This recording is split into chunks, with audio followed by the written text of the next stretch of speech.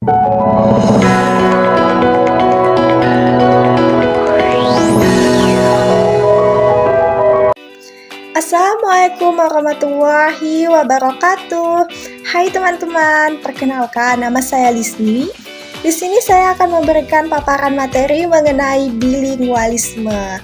Nah, sebelum kita mempelajari lebih lanjut, kita harus mengetahui apa sih bilingualisme itu, bagaimana manfaatnya setelah kita mempelajari bilingualisme, dan bagaimana bentuknya di dalam masyarakat.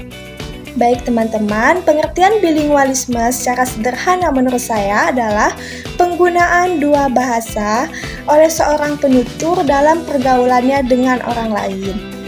Nah, konsep bilingualisme ini sangat sederhana ya. Seperti yang saya paparkan tadi, bahwa bilingualisme ini adalah ketika seseorang menguasai dua bahasa dan menggunakannya pada situasi yang berbeda. Tetapi, para ahli juga mendiskusikan mengenai bilingualisme ini. Maksudnya adalah penguasaan dua bahasa yang seperti apa, dan apakah harus sama baiknya? Menarik ya.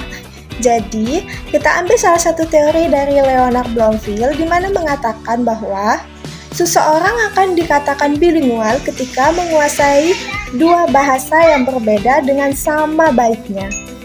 Tetapi, teori ini sedikit membingungkan.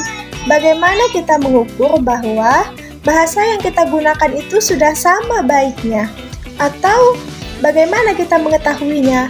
Misalnya, saya baik pada kosakata bahasa 1, tapi saya buruk pada satuan sintaksis atau kalimatnya. Kemudian, saya buruk pada kosakata 2, tetapi saya baik dalam tataran sintaksis atau kalimatnya, sehingga tidak bisa dibandingkan ya. Nah, maka dari itu teori dari Leonard Bloomfield ini masih banyak mendapat penolakan. Nah, ada teori yang lebih moderat, yakni mengatakan bahwa bilingualisme itu adalah proses berjenjang atau bertingkat. Maksudnya seperti apa ya? Nah, baiklah, jadi akan saya berikan contoh ya. Misalnya, di tempat saya itu terbiasa menggunakan bahasa 1, sehingga saya menguasai bahasa 1. Kemudian saya mencoba mempelajari bahasa 2. Nah, pasti awal-awal bahasa 2 saya itu tidak sebaik bahasa 1 saya, karena saya masih belajar di tahap awal. Kemudian, saya terus-menerus mempelajari bahasa 2 saya, sampai pada akhirnya bahasa 1 dan bahasa 2 itu hampir sama baiknya ketika saya menggunakannya. Suatu hari saya pindah nih, dari yang awalnya di tempat saya selalu menggunakan bahasa 1, saya pindah ke tempat yang kebanyakan menggunakan bahasa 2. Sampai pada akhirnya saya lebih bisa menggunakan bahasa 2 saya dan mulai melupakan bahasa 1 saya. Nah, jadi itulah bilingualisme itu dari tahap awal, tahap seimbang, kemudian atau keterbalikannya, seperti contoh kasus saya tadi juga bisa disebut dengan bilingualisme. Berikutnya teman-teman adalah mengenai kapan sih kita menggunakan bilingualisme itu, atau apakah bilingualisme itu bahasa sebagai long, atau bahasa sebagai sistem bahasa, atau dua ragam bahasa, dua variasi, atau dua dialek. Nah, kembali lagi ya, banyak pendapat mengenai bilingualisme ini. Ada ahli yang cenderung mengatakan bahwa bilingualisme itu merupakan dua sistem bahasa, antara contohnya seperti bahasa Sunda dan bahasa Banjar, bahasa Indonesia dan bahasa Inggris, atau bahasa Mandarin dan bahasa Belanda. Tetapi ada juga ahli yang cenderung mengatakan bahwa bilingualisme ini adalah ketika seorang sudah mampu menguasai dua dialek atau dua variasi bahasa, sudah dapat dikatakan sebagai bilingualisme. Nah, jadi perbedaan pendapat seperti yang saya paparkan tadi, saya kira wajar ya teman-teman, karena para ahli itu akan mengemukakan teorinya sesuai dengan data dan bidang keilmuannya. Jadi wajar saja ketika para ahli itu berbeda pendapat ketika mendefinisikan dan mempersyaratkan bilingualisme ini. Selanjutnya yaitu bagaimana sih bentuknya bilingualisme ini di masyarakat? Kapan kita menggunakan bahasa satu? Kapan ya kita menggunakan bahasa dua? Nah, jika kita sudah menguasai dua bahasa, maka kita akan mempunyai keleluasaan dalam menggunakan bahasa tersebut. Contohnya, di tempat saya, bahasa resminya itu banyak menggunakan bahasa satu. Jadi, saya akan cenderung menggunakan bahasa satu saya dibanding bahasa dua. Tetapi, di luar dari tempat saya lebih banyak menggunakan bahasa dua. Sehingga saya akan cenderung menggunakan bahasa dua saya dibanding bahasa satu saya. Dari sini dapat kita ketahui teman-teman bahwa menggunakan penggunaan bahasa yang kita kuasai itu bergantung dengan situasi, kondisi, lingkungan, status, dan fungsi bahasa yang kita kuasai tersebut. Jadi itulah paparan materi dari saya mengenai bilingualisme.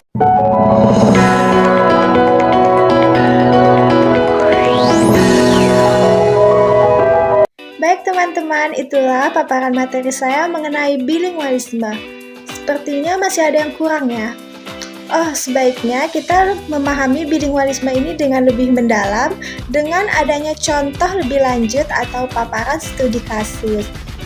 Nah, di sini saya akan memberikan potongan video yang saya ambil dari podcastnya Deddy Composer, di mana beliau ini mewawancarai Sintayong, yakni pelatih timnas Indonesia bersama dengan penerjemahnya yang biasa disebut JJ. Oke teman-teman, mari kita saksikan dulu videonya dan kemudian kita bahas lebih lanjut lagi mengenai bilingualisme.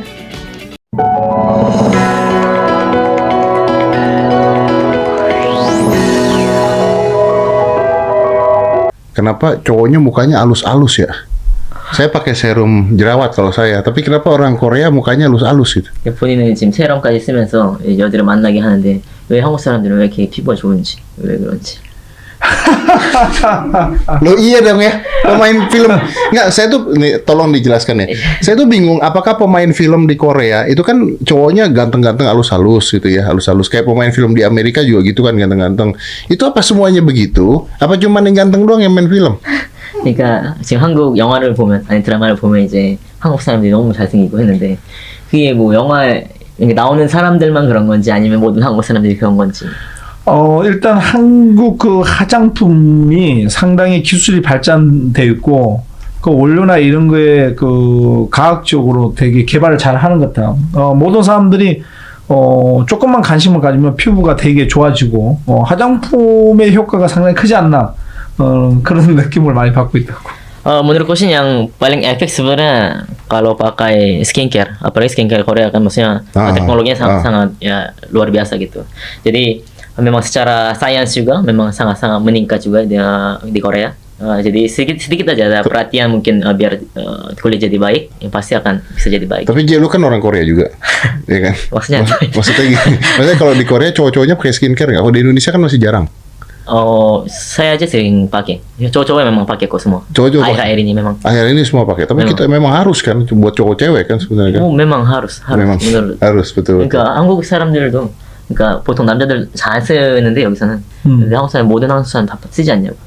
저도 쓴다고 저는 생각한다고. Ini nggak nyambung sebenarnya tapi.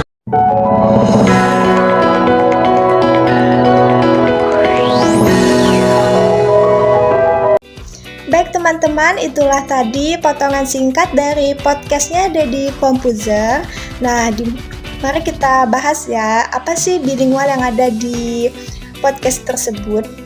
Pertama-tama di sini, di sela-sela pembicaraan antara Deddy Composer mengenai dengan Coach Sintayong mengenai sepak bola Indonesia, Deddy Composer itu penasaran. Kok orang-orang Korea itu kulitnya bersih-bersih gitu ya, putih-putih. Nah, kemudian ditanyakanlah kepada Coach Sintayong. Kemudian JJ menerjemahkan pertanyaan Deddy Composer tadi kepada Coach Sintayong dari bahasa Indonesia ke bahasa Korea agar Coach Sintayong dapat memahami pertanyaannya. Kemudian Coach Shin Taeyong ini menjawab, jadi orang-orang Korea itu teknologi skincare-nya itu sudah tinggi ya, jadi wajar saja gitu. Akhirnya diterjemahkan lagi oleh JJ dari bahasa Korea ke bahasa Indonesia agar Daddy Composer ini bisa memahami. Nah, dari sini dapat kita simpulkan teman-teman bahwa JJ merupakan mediator bilingual. Jadi, JJ harus menerjemahkan makna, nuansa, dan konteks pembicaraan ini agar dapat dipertahankan dalam komunikasi. JJ juga harus memastikan tidak ada kesalahpahaman dalam menerjemahkan bahasa karena budaya dan linguistik antara bahasa Korea dan bahasa Indonesia itu sangat berbeda ya. Di sini JJ memainkan peran kunci dalam memfasilitasi percakapan antara dua bahasa tersebut, yakni bahasa Indonesia dan bahasa Korea, di mana Coach Shin Taeyong itu menggunakan bahasa Korea dan Daddy Composer tetap menggunakan bahasa Indonesia. Jadi dari video tadi dapat kita ketahui bahwa JJ itu seorang bilingual karena mampu menguasai dua bahasa, yakni bahasa Korea dan bahasa Indonesia. Sementara dalam konteks video tersebut, Daddy Composer itu bukan merupakan seorang bilingual. Kenapa? Karena Daddy Composer hanya mampu berbicara dengan bahasa Indonesia, tetapi ketika mendengar bahasa Korea atau melapaskan bahasa Korea, Daddy Composer itu tidak dapat memahami maknanya sehingga harus diterjemahkan dulu dengan JJ. Jadi di sini Daddy Composer hanya menguasai satu bahasa, yakni bahasa Indonesia di dalam konteks video tersebut. Oke teman-teman, itulah paparan materi saya mengenai bilingualisme dan juga studi kasusnya ya. Semoga bisa bermanfaat bagi teman-teman semua yang menonton dan sampai jumpa di video-video selanjutnya. Terima kasih.